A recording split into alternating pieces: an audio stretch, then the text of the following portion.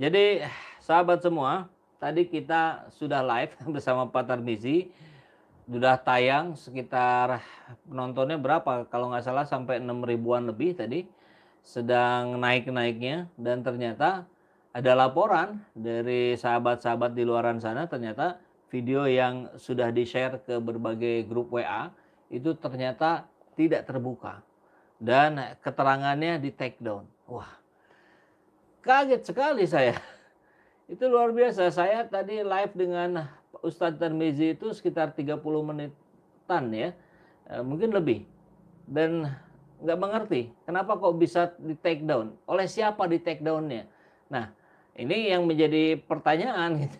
Saya sih tidak mau menuduh salah satu pihak lah, tapi ya sudahlah. Ini menjadi tantangan buat saya untuk kembali menampilkan berita ini, tentu tidak bersama Pak Ustadz lagi.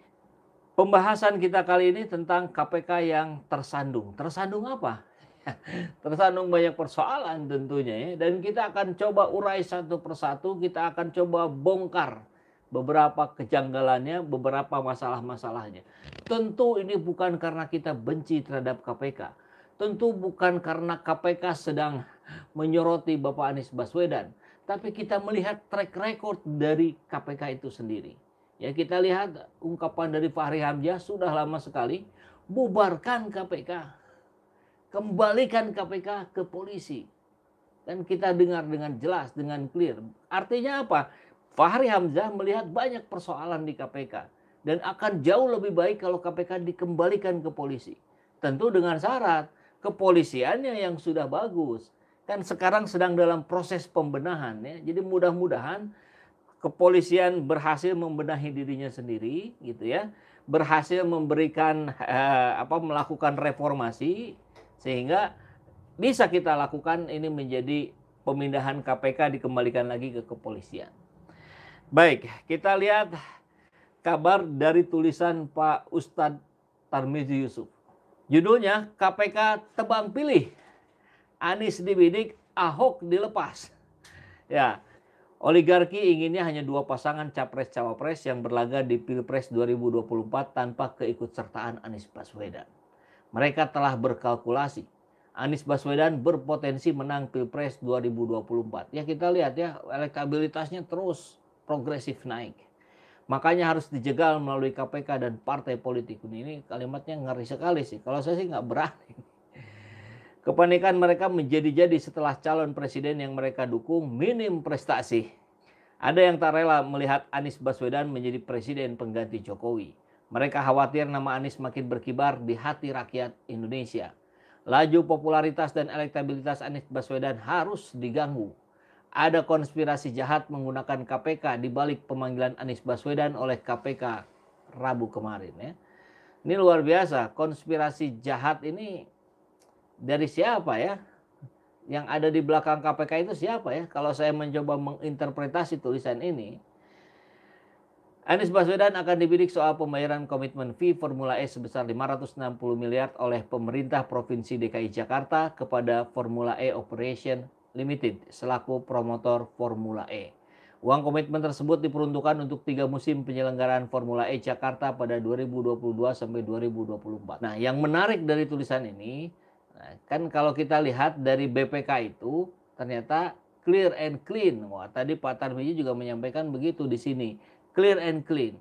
Nah, tapi kalau lihat PDIP dan PSI, ya tentu itu lain cerita karena 2 partai inilah yang terus-menerus getol untuk mencari celah-celah kesalahan dari Anies Baswedan.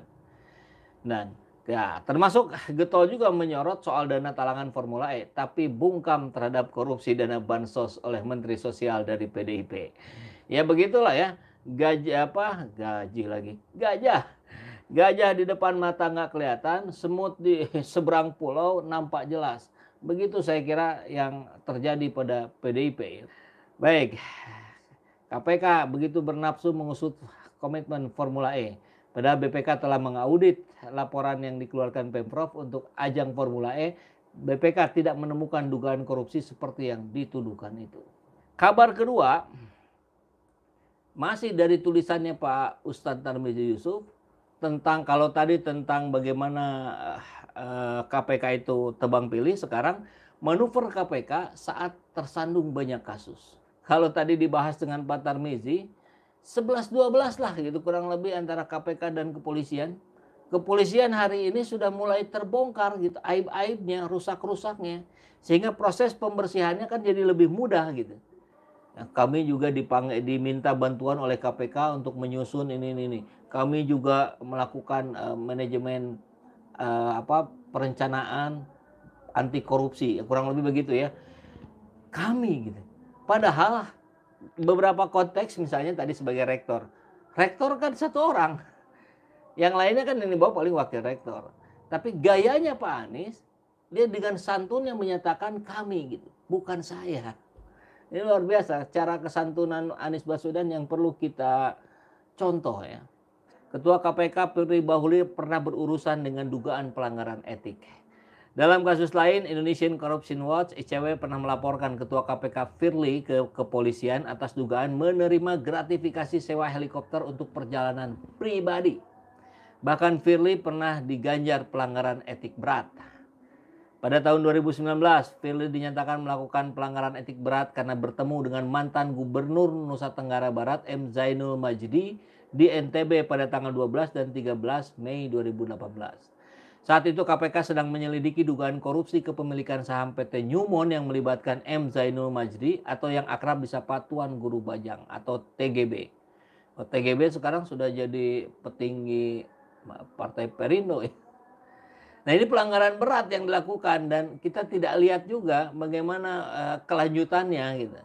Kan harusnya kalau pelanggaran berat minimal sanksinya juga berat gitu atau sampai bisa pada pemecatan. Ini tidak terjadi ya. Tak berlebihan jika kita menilai pemanggilan Anies Baswedan oleh KPK hari ini ibarat kata kiasan. Jangan bersihkan lantai yang bersih dengan sapu yang kotor. Ini pengibaratan yang luar biasa sekali ya dari Pak Ustadz Tarmizi Yusuf. Jangan bersihkan lantai yang bersih dengan sapu yang kotor. Kebayang ya, lantainya sudah bersih kan, sudah disapu, sudah dipel. Kemudian ini ada datang orang yang menggadang-gadang gitu, menyebut dirinya saya sang pembersih, saya sang pemberantas korupsi gitu. Kemudian masuk ke lantai itu, dia bawa sapu kotor, membersihkan lantai itu. Apa yang terjadi?